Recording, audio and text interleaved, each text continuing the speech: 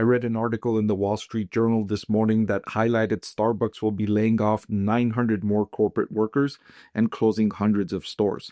That prompted me to revisit Starbucks stock and consider if I like this stock at current market prices.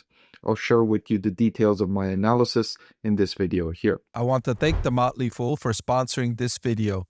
Visit fool.com/Parkev for the 10 best stocks to buy now. So Starbucks has struggled in recent quarters and a little over a year, and that prompted the company to change leadership. If you recall, they paid a handsome sum to take away the CEO from Chipotle, Brian Niccol, to come over to Starbucks to help improve the company's operational challenges. And that is the issue, operational challenges. Starbucks created these issues. I think they were self-inflicted wounds. The company, after a while, it got too big and too complex. Too big, not just in the number of locations and the number of restaurants it operates, but also too big in terms of the number of menu items, seasonal changes, and the logistics and operations required to fulfill the orders in these thousands of locations it has worldwide. That's why I stopped going to Starbucks. After a while, the company rarely had the drink that I liked.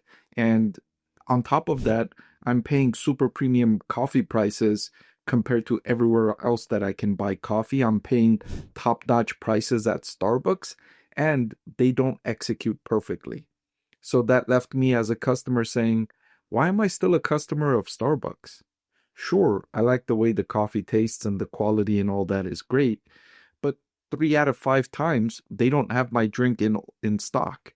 And so I stopped opening the app and even checking after a while. I said it's not even worth the hassle. And this happened over several seasons, over several items, and I just stopped opening Starbucks app. And I haven't went to Starbucks in, I want to say 8 or 9 months now, when previously I would go to Starbucks frequently. And so this is just, of course, anecdotal evidence. I'm just one customer, but Starbucks has had these operational challenges, and that's led to significant difficulties.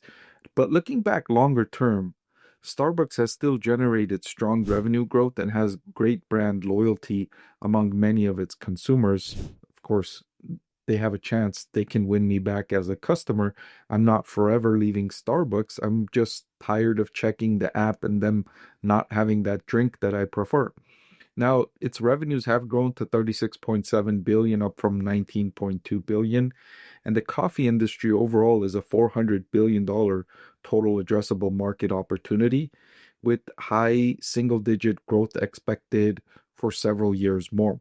Starbucks is one of the more premium players in the market, generating premium prices for its beverages. Its cash flow to sales ratio has been trending downward from 19.6% in 2015 down to 13.4% in the most recent trailing 12-month period, and that's likely to get worse in the near term as the company is hit with higher coffee prices and the increase in tariffs that makes it even more expensive for Starbucks to import coffee to the United States. So these headwinds are hitting the company significantly. The returns on invested capital have also decreased meaningfully from 22.5% to 9.4% in the most recent trailing 12-month period. So regardless of the metric I look at with Starbucks, it's been trending downward and trending downward more significantly. Now, Brian Niccol is an excellent CEO. Based on what I've seen from him in terms of what he's done at Chipotle and turning that company around and how successful he was at Chipotle, and now seeing Chipotle's struggles after Brian Niccol has left really identifies how significant of an impact this CEO has on the companies he operates. So I'm relatively confident that the CEO will be able to fix the issues and turn things around at Starbucks. I just don't know how long that will take and how much the improvement can be. So I also took the opportunity to update my discounted cash flow valuation model for Starbucks today, and the intrinsic value per share I calculated for Starbucks is just about $83, and the current market price is just about $84.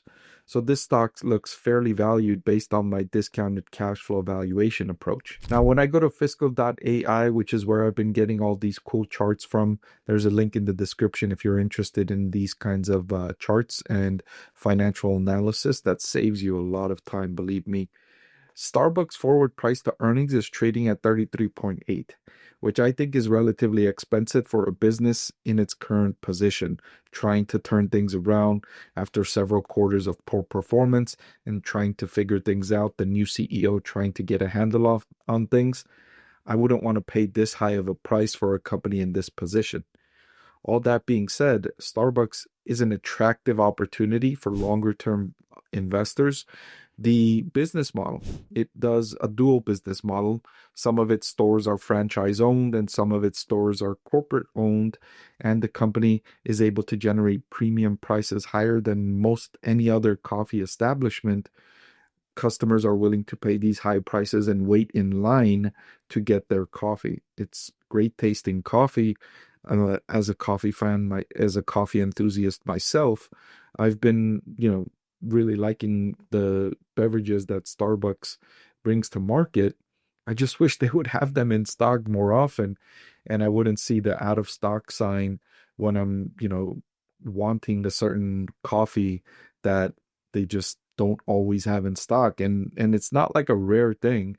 It's frequently that they're out of stock on these menu items. So these operational challenges are why I have not had Starbucks stock rated as a buy. I last updated this recommendation on May 19th, and after revisiting the business and looking at the performance, I'm still not liking it at current market prices. So I'm keeping this stock rated as a hold. It's a business I would like to own, but just not right now, not at these prices. So I'm still waiting on Starbucks. More evidence of the turnaround before I can jump in and buy shares of Starbucks. Hey everyone, I'm excited to announce that my book is finally available for sale. I've been working on it for more than a year now, so I'm really excited to finally share this with you now. It goes through my framework for evaluating stocks. Some of you often ask why I like this stock or why I like the other stock, and this framework provides you the things that I look at when I'm evaluating stocks. I've added the link in the description below.